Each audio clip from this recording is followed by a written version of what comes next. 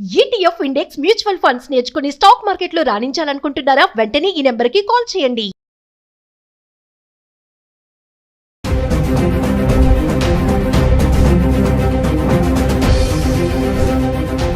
నమస్తే, welcome back to Suman TV. ప్రస్తుతం మనతో పాటు ఉన్నారు మేనేజ్మెంట్ కన్సల్టెంట్ సంపత్ సముద్రాల గారు. నమస్తే సార్.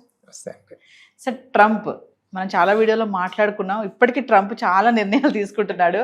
మరి birth right citizenship, illegal immigrants వద్దు, డెలివరీ టైంకి ఇక్కడికి వచ్చి ఆ పిల్లలకి బర్త్ రైట్ సిటిజన్షిప్ కోసం అని ట్రై చేస్తున్నా అని చెప్పి దానికి ఒక బ్యాన్ చేశారు. అది ఇంకా అవ్వలేదు, స్టేలోనే ఉంది. మరి ఒక్కసారి మరి ఏమవుతుంది, దాని కాన్సిక్వెన్సెస్ ఎలా ఉన్నాయి, ఏంటి, ఇంకా స్టేలోనే ఉందా, మరి ట్రంప్ దాన్ని కట్ చేస్తాడా, కొనసాగిస్తాడా అంటే ఒక్కసారి సార్. అమ్మ, మనం ఈ సబ్జెక్ట్ గురించి ఇంతకు ముందు కూడా మాట్లాడుకున్నాం. ఆ రోజుకి ఈ రోజుకి ఏమి మార్పు లేదు. Okay, so people are still enjoying the right. ఇవాళ వరకు ఏం మార్పు లేదు. మరి ఈ సబ్జెక్ట్ మీరు ఇవాళ ఎందుకు అడుగుతున్నారో కూడా చెప్తాను నేను. ఇవాళ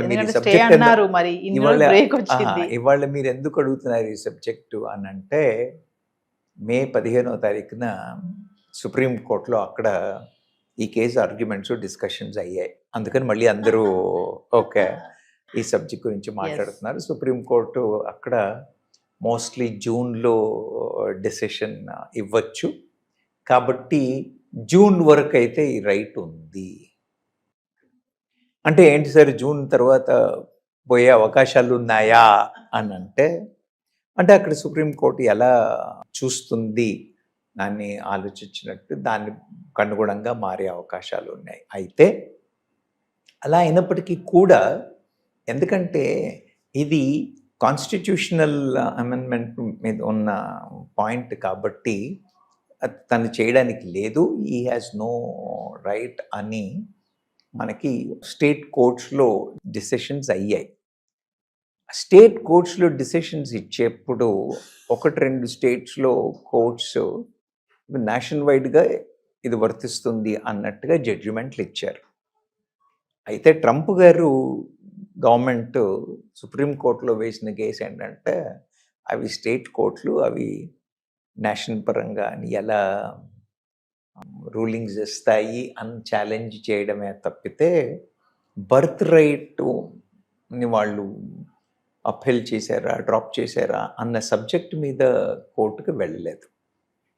మీరు ట్రంప్ గారి కేసు ఇప్పుడు సుప్రీంకోర్టులో ఉన్న కేసును మనం చూసినట్టయితే, validity of the judgement of those state courts is only వాళ్ళు how can they say it is national అన్న పాయింట్ మీదే డిస్కషన్. కాబట్టి ఆ జడ్జిమెంట్ వచ్చిన ఆ పాయింట్ మీదే డిస్కషన్ తప్పితే బర్త్ రైట్ మీద అన్న డిస్కషన్ కాదు. కాబట్టి అది ఇంపాక్ట్ అయ్యే అవకాశాలు తక్కువ.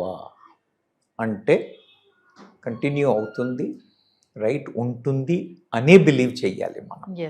ఓకే, మరి కోర్టు ఏం డైరెక్షన్స్ ఇస్తుంది, కోర్టు ఏం ఒపీనియన్ ఇస్తుంది అని అనేది మనం జూన్ వరకు వెయిట్ చేయాల్సిందే.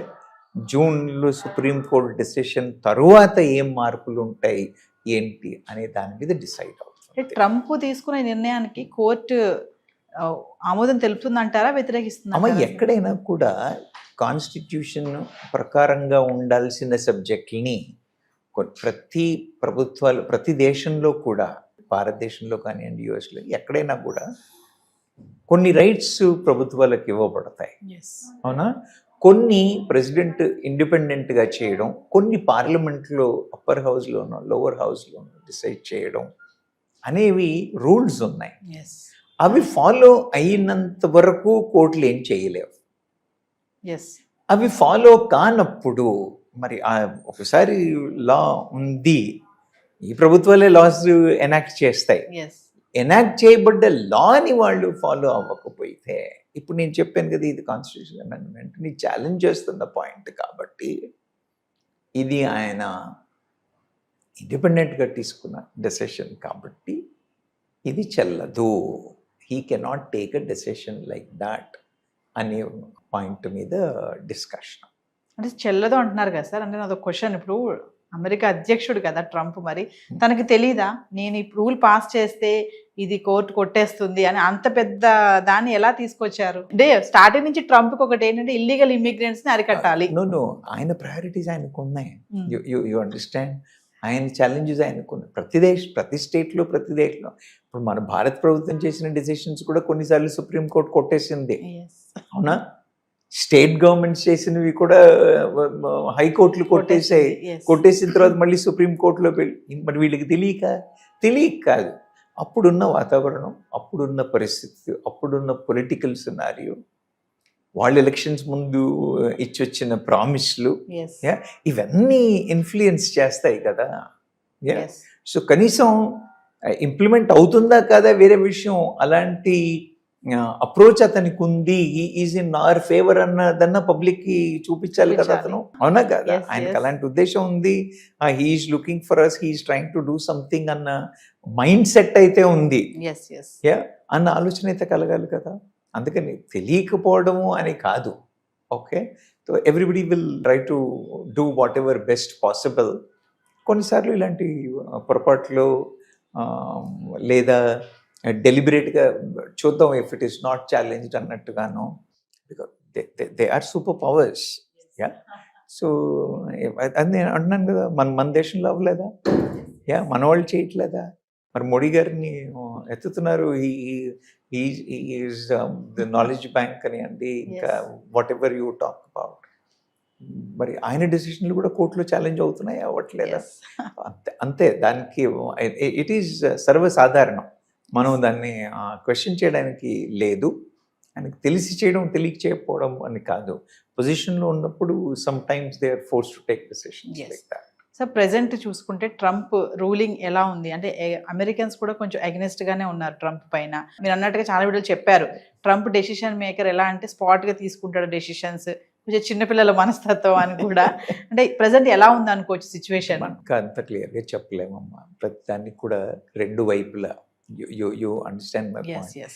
ఆయన ఉద్దేశం అంటే America first, Yes. He wants to bring America first. ఆయన ఉద్దేశంలో ఏం తప్పు లేదు.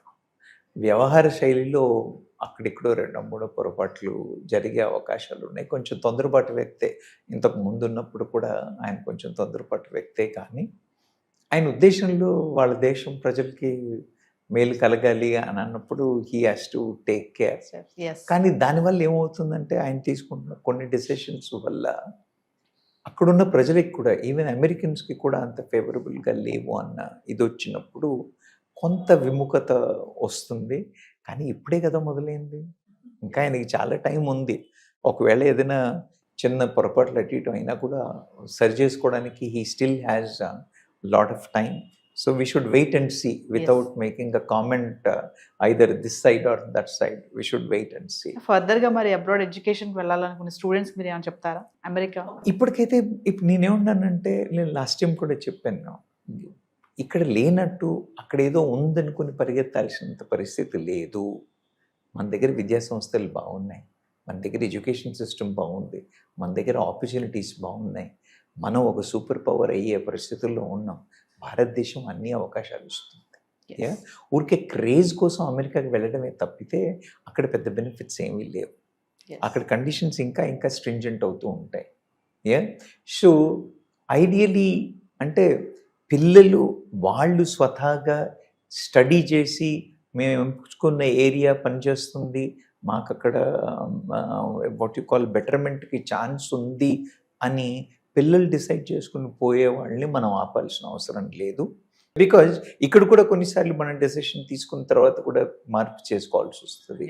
సో దానివల్ల కొంపలు మునిపోయేదేం లేదు. కానీ పేరెంట్స్ మెంటాలిటీ, మా పిల్లలు యుఎస్లో వెళ్ళాలి, అక్కడికి వెళ్తే మళ్ళీ వాపస్ రాకూడదు, మీరు చదువుకొని వెళ్ళి రానివ్వండి, వెళ్ళి మాస్టరీ చేసుకుని వచ్చేస్తే ఏం పోయింది, అవునా, అక్కడే ఉద్యోగం చేయాలి, అక్కడే ఉండాలి అనే పరిస్థితిని చూసారా?